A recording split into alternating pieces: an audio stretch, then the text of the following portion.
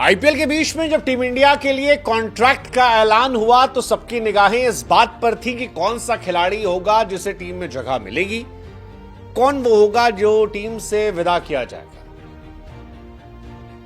और आईपीएल के बीच में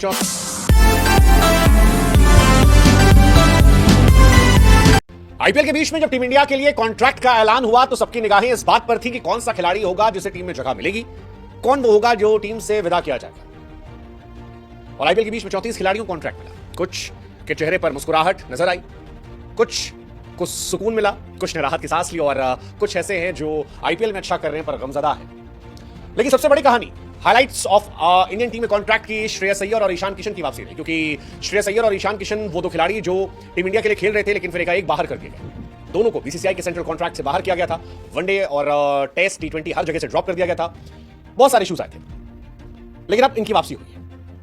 ईशान और अय्यर के बारे में बताएं उससे पहले टीम इंडिया के सारे खिलाड़ियों के बारे में आपको बताते हैं। वनडे और टेस्ट टीम में कैप्टन रोहित शर्मा, विराट कोहली, रविंद्र जडेजा साहब जो है ये बुमराह के साथ A+ में बरकरार है। तीनों पिछले साल T20 से रिटायर हो चुके हैं। बुमराह इकलौते खिलाड़ी हैं जो सभी फॉर्मेट में है, उसके बाद A+ में।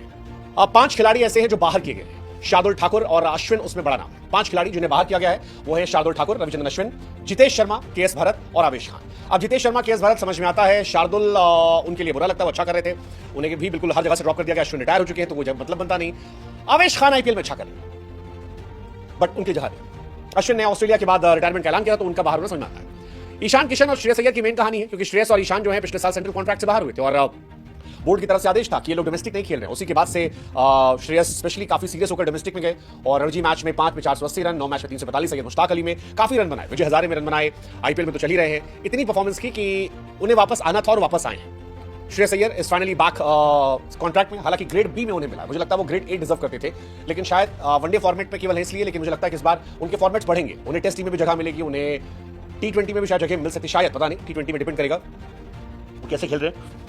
बट श्रेयस अय्यर की वापसी तय थी और वापस आई।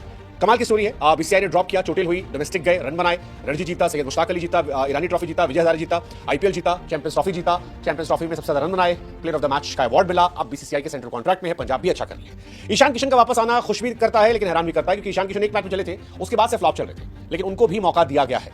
फिलहाल ग्रेड A+ में रोहित शर्मा है, कोहली है, बुमराह है, जडेजा है। ग्रेड A में केएल राहुल, सिराज, गिल, हार्दिक, शमी, पंत। अब मुझे यहां भी हार्दिक का ग्रेड A में होना समझ नहीं आ रहा। अगर रोहित शर्मा और विराट कोहली और जडेजा A+ में है 2 फॉर्मेट खेलकर, तो हार्दिक पांड्या भी A+ में हो सकते थे, लेकिन शायद कैप्टन नहीं, इस वजह से नहीं। ऋषभ पंत को प्रमोशन मिला A ग्रेड में, इस पर काफी लोग चर्चा कर रहे हैं। ये अपने आप एक इंटरेस्टिंग कहानी। B में सूर्य कुमार यादव इंडियन टीम में कैप्टन, वो B वाले में है। श्रेयस अय्यर, अक्षर पटेल, यशस्वी जायसवाल, इनमें से क्या कोई ऐसा जो ऊपर हो सकता था? मेरे ख्याल से अक्षर पटेल हो सकते थे। अक्षर पटेल तीनों फॉर्मेट खेल रहे हैं और A ग्रेड वो डिजर्व करते थे, क्योंकि तीनों फॉर्मेट में वो परमानेंट है। जडेजा एक फॉर्मेट से जा चुके हैं, अक्सर शायद प्रमोट होंगे और A में हो सकते थे।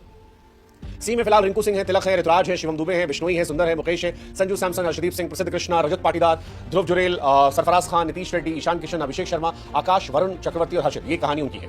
जो मोटे मोटे चेंजेस हुए हैं उसमें ये कहानी कि जुरेल और सरफराज, नीतीश, अभिषेक, आकाशदीप, चक्रवर्ती और हर्षित अंदर आए बाहर। जैसा हमने आपको पहले बताया, अश्विन बाहर गए हैं, शार्दुल बाहर गए, जितेश बाहर गए, भरत, उमरान मलिक, दयाल, विश्वक, आवेश, ये सब बाहर गए। ये कहानी मोटी मोटी आई है।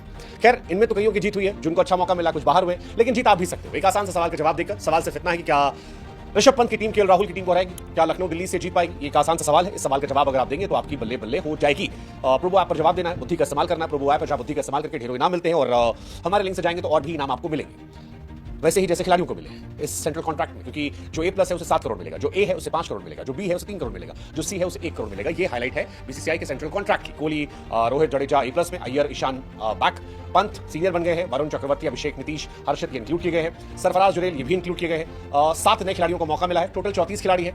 ये अपने आप में इंटरेस्टिंग कहानी है। बिहार से 3 खिलाड़ी जो है उन्हें मौका मिला है, तो ये भी अपने आप में एक इंटरेस्टिंग कहानी है। लेकिन ओवरऑल ठीक है। कोई खिलाड़ी ऐसा जो आपको लगता है कि डिजर्व करता था, जगह मिस कर गया?